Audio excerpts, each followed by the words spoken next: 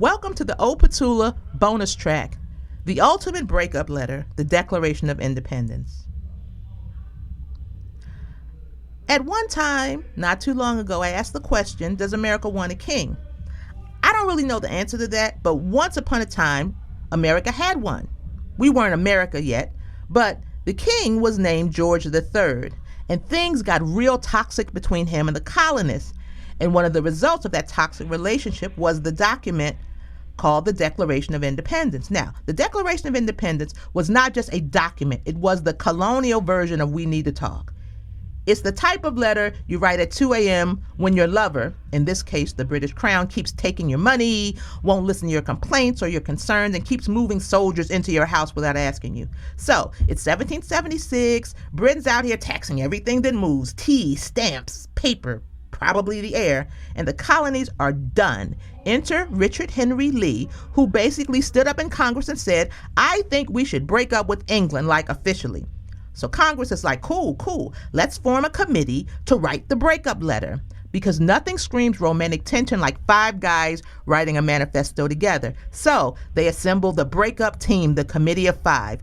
Thomas Jefferson, the guy with the pen, John Adams, the hype man, Benjamin Franklin, the PR genius, Roger Sherman, the one nobody remembers, and Robert Livingston, who was absent for the signing. Classic. So Jefferson got the writing job because he was known to be good with words, and Adams said, you can write 10 times better than I can. Translation, you do it, I don't feel like it. So Jefferson holds up in a Philadelphia boarding house, which is like a colonial Airbnb, and banged out the draft in about 2 weeks.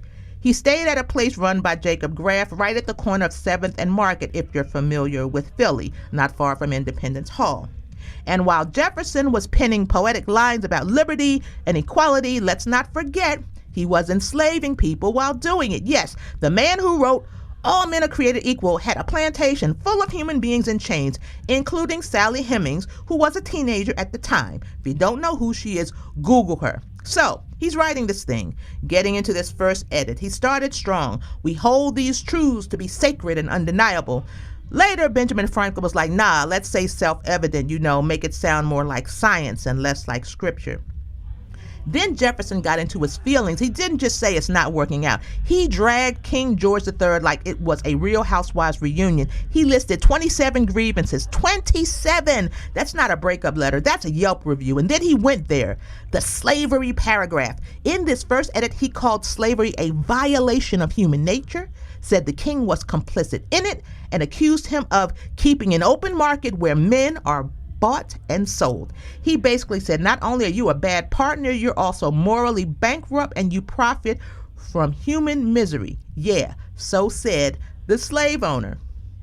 Jefferson sent the draft to Congress. He got notes. So South Carolina and Georgia were like, I don't know, maybe we don't talk about slavery, And some of the merchants were like, we are kind of making money off slavery too.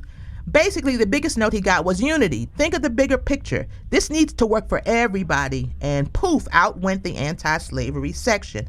That's right. They deleted the most righteous, most radical part of the whole letter, the part that actually called out oppression by name. Jefferson, ever the hypocrite, had the nerve to be pissed. Years later, he was still salty, still a slave owner, but still salty. In his autobiography, he basically subtweeted Congress for making him water it down. It was the political equivalent of editing a breakup text with your group chat until it sounds mature but still gives I'm better than you vibes. So, the final version was adopted on July 4th, 1776, but most of the signers didn't even sign it that day. But they printed it and passed it around like the world's first viral tweet. They sent it to King George III. They read it aloud in public square so everyone could hear the tea, and they sent a copy to George Washington, who read it to the troops like a battlefield TED Talk. The fancy copy we see today, that's the engrossed parchment, handwritten by a clerk named Timothy Matlack, because apparently they didn't trust Jefferson's handwriting with history.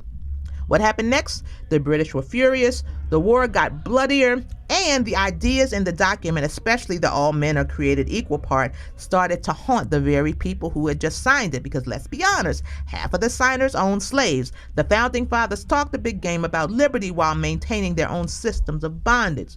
So yes, the Declaration of Independence was a breakup letter, But it was also a PR move, a moral contradiction, a group project with too many editors, and a document that would shape revolutions and reckonings for centuries.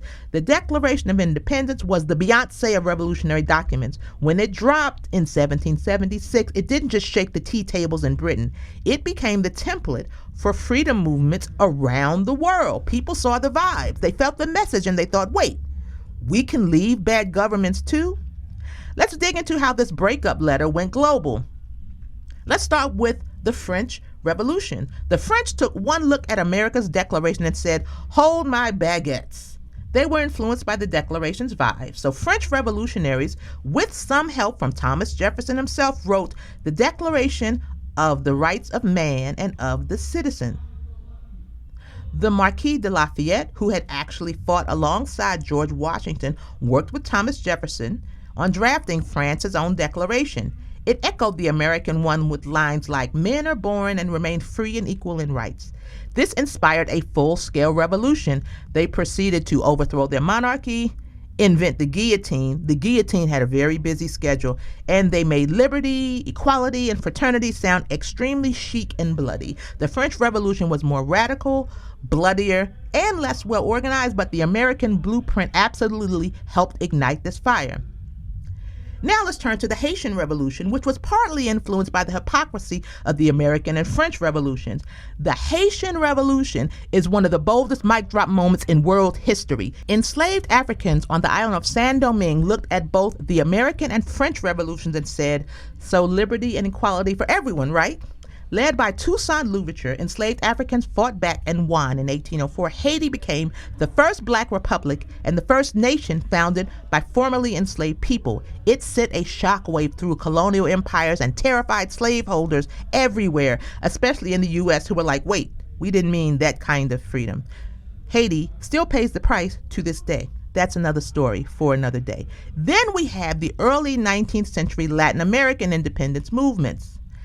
They modeled themselves after the American and French models. Leaders like Simon Bolivar, José de Martin, and Bernardo O'Higgins were deeply inspired by Enlightenment ideals, many of which were baked into the Declaration of Independence. They read those lines about throwing off oppressive governments and thought, bet. The result, a wave of revolutions from Mexico to the tip of South America that eventually led to the collapse of Spanish colonial rule across that continent.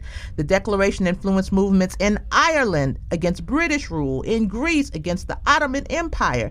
In India, centuries later, independence leaders like Gandhi drew from both the ideals and the ironies of the American experiment. In South Africa, Nelson Mandela referenced U.S. founding ideals in his writings, and he also called out the gaps between promise and practice. The Declaration of Independence said all men are created equal. But first, it literally meant men, just men, and it meant some men, white, property-owning, which typically meant slave-owning men. Many global revolutionaries, especially those fighting colonialism and slavery, saw that contradiction and weaponized it. They took the word seriously even when the authors didn't live up to them. So in a way, the Declaration became a boomerang. It started out as a shout of independence, but came back around to challenge the U.S. and its moral inconsistencies again and again. So the next time you're composing a breakup email or text message, think about the Declaration of Independence, because they're exactly the same thing. This has been a bonus track from Opatula, where the name is odd, the stories are real, or in this case historical, and the honesty always comes in layers. Please come back next week.